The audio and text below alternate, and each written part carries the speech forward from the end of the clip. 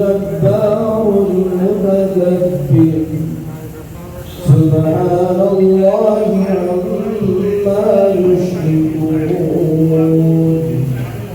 خالق البارئ المصور له الأسماء الحسنى يسبح له ما في السماوات والأرض وهو العزيز الحكيم الله العظيم। आज जमीयतुल उलमा अरशद रफ़ी की जानिब से रखे गए इस अज़ीमुश्शान प्रोग्राम में, जिसका उन्वान है कि मौजूदा हुकूमत की जानिब से लाए गए वक्फ बिल के मुताबिक अवामी बेदारी, उसके खिलाफ लाए अमल और वक्फ जायदाद की हिफाजत।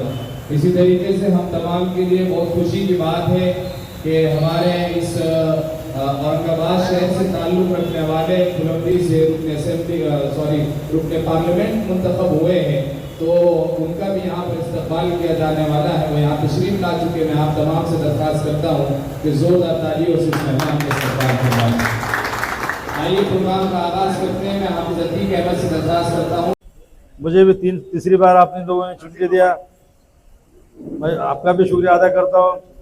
हमारे हरदिल अजीज़ जो पार्लियामेंट में बहुत बड़े मोर्चे और बहुत बड़े आदमी को गिरा के आए, ऐसे कल्याण जी काले, हमारे शहर के सदर यूसुफ भाई, एमआईएम के एक्टिंग कार्यकारी सदर कादरी साहब, हमारे सिद्दीकी साहब, हमारे राष्ट्रवादी के डॉक्टर देशमुख साहब, हमारे सेक्रेटरी साहब और बैंक के वाइस चेयरमैन डुनगावकर साहब, नासिर सिद्दीकी, हमारे यूथ कांग्रेस के नेता हमारे मौलाना उलमाउद्दीन, जिस तरीके से सब तो बता दिया हमारे मौलाना ने कि भाई जिस तरह काम जमीयत का काम क्या है।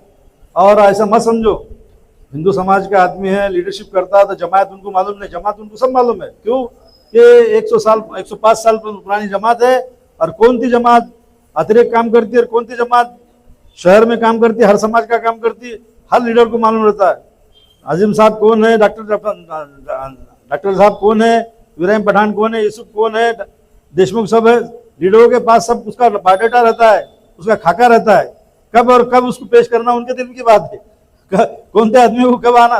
आजिम साहब, आप जो काम कर रहे हैं, आपको अल्लाह ताला ने चुना है और तुम्हारे जरिए से जो लोग काम कर रहे हैं, जो लोगों के नाम आपने लिया है, और उसको तुम अटैच है, जमात को अटैच है, कौनते भी पार्टी से काम करो।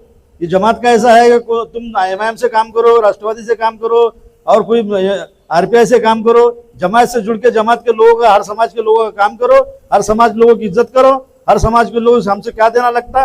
अब इतना बड़ा जो कोरोना हुआ, कोरोना के अंदर जो कुछ लोगों को ऐसे रहते हैं जो घर में बैठे हुए लोग हैं, उनके पास लाखों रुपए, करोड़ों रुपए, मगर कैसा बांटना ये मालूम नहीं, तो उनको जमात को फोन लगाते हैं, भाई हमारे पास पैसा है, ये किसको साड़ी क्या है करना है, तो जमात को याद करती है। तो जमात उस तरीके से काम करती है और हर समाज के लिए काम करती है।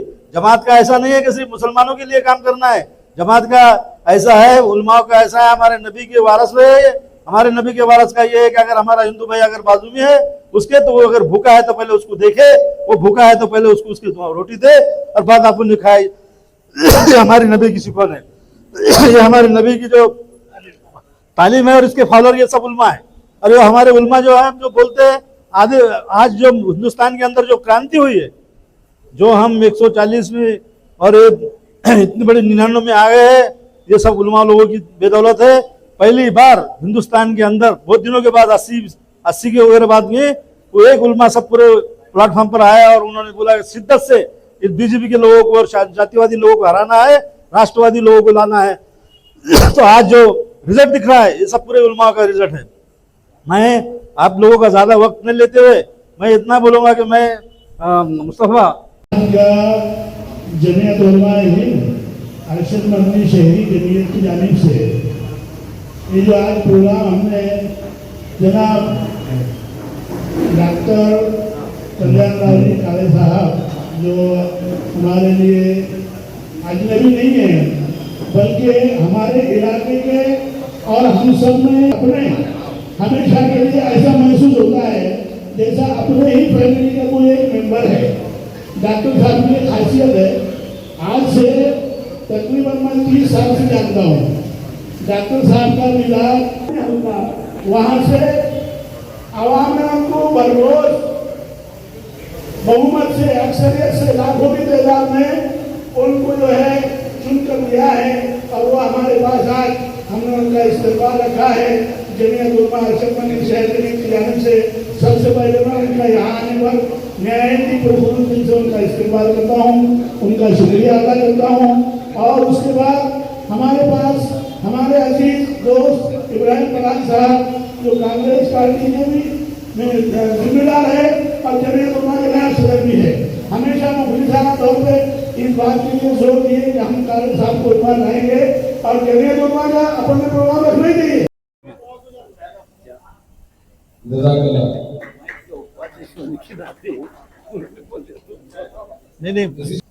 जनाब डॉक्टर अब्दुल गफ्फार कादरी साहब तशरीफ रखते हैं। मैं इसी तरीके से एमआईएम के नेता जनाब नासिर सिद्दीकी साहब बैठे हैं। मैं मुस्तफा खान साहब से दरख्वास्त करता हूँ कि नासिर सिद्दीकी साहब के इस्तेमाल फरमाएं। जिम्मेदार जिला सदर जनाब डॉक्टर निसार देशमुख साहब, इब्राहिम में रिफाई खिदमत अंजाम देने वाले अहम कारकुन हजरत मौलाना मुफ्ती अलीसुर रहमान साहब नजदीक अहमद बरकात तशरीफ रखते हैं। मैं मौलाना हारून साहब से दरख्वास्त करता हूं गिलन पार्टी दुर्गावकर तशरीफ रखते हैं। साहब से दरख्वास्त करता हूं मेजर खान साहब के इस्तेमाल करूंगा। माइनॉरिटी का अध्यक्ष साहब के इस्तेमाल मौलाना नजीब बेगी साहब को हमेशा ही से मुसलमानों ने मोहब्बतों से नवाजा है और मुसलमानों की जानिब से कल्याण काड़े साहब को हमेशा भरपूर मतदान किए गए हैं और कल्याण काड़े साहब भी हमारे साथ हमेशा मिलजुल कर रहते हैं। हम कल्याण काड़े साहब से दरख्वास्त करेंगे कि जब इस मर्तबा पार्लियामेंट में जाए तो आप उनको ये अपने जहन में उठाकर लेकर बैठी हैं, ये उनके बाप की जागीर है, उनको ये बताए कि मुसलमानों की जो जागीर है इनके जानिब से, इनके अजदाद की जानिब से वक्फ की गई है, हुकूमत के खैरात की हमारे वक्फ की प्रॉपर्टी नहीं है। हमारे आबा व अजदाद के खून प्यास से कमाई हुई वो प्रॉपर्टी है जो हमारी भलाई की जो उन्होंने रखी हुई है कि हमारी कौम जब आएगी उनके काम आएगी। उसमें से 30% तो हुकूमत के काले धंधों और हुकूमत की मोहब्बतों से लोग बैठे हुए हैं, लेकिन जितनी हमारी बची हुई प्रॉपर्टी उस पर लोगों की नजर है। हमारे आबा व अजदाद की कुर्बानी है, वो कब्रों में चले गए हैं, लेकिन उनकी उम्मीद हमसे वाबस्ता है कि उन्हें जिनके लिए प्रॉपर्टी छोड़ी हुई है वो इसकी हिफाजत करेंगे। हम आपसे इसी करने आए हैं। हमारी जानिब से कांग्रेस पार्टी को हमेशा ही कांग्रेस को इस मर्तबा भी बहुत सारे मतदान मिले हैं। दरख्वास्त करेंगे कि आप जरूर इसकी हमारी नुमाइंदगी करें। मैं इसके बाद में फिर एक बार उनका शुक्रिया अदा करता हूँ और ख़ास तौर से हमारे मौलाना हफीज़ साहब और इमरान साहब, यूसुफ भाई, अब्दुल अजीज साहब, मुस्तफा साहब, ये सब लोगों ने कोशिश की कि आप में यहाँ आना चाहिए। ये बात उतनी सही है कि हमारी जो समाज है माइनॉरिटी का, तो उसमें मेरा आना ज़रूरी इसलिए मैं समझा कि हमको भी इन लोगों से इस बात की मालूमात देना चाहिए हम आपके लिए सांसद के अंदर क्या करना चाहते हैं, क्या करना चाहिए। उन्होंने एक अच्छी बात रखी कि जो इनकी जो नीयत है फिलहाल मौजूदा सरकार की वक्फ बोर्ड के बारे में कुछ अमेंडमेंट बिल लाने की, लेकिन वो उनकी जो मंशा थी वो हमारे नेता राहुल गांधी ने तोड़ मरोड़ करके बाजू पर करा और जेपीसी में उस बिल को भेजा। इसलिए जो मेरी तरफ से जो अपेक्षा आकांक्षाएँ हैं हमारे मुस्लिम भाइयों को, ज़रूर सांसद के अंदर उसके बारे में हम बात जिक्र करेंगे और वक्फ बोर्ड का जो अमेंडमेंट बिल है वो कैसा कैंसिल हो जाए इसकी कोशिश करेंगे।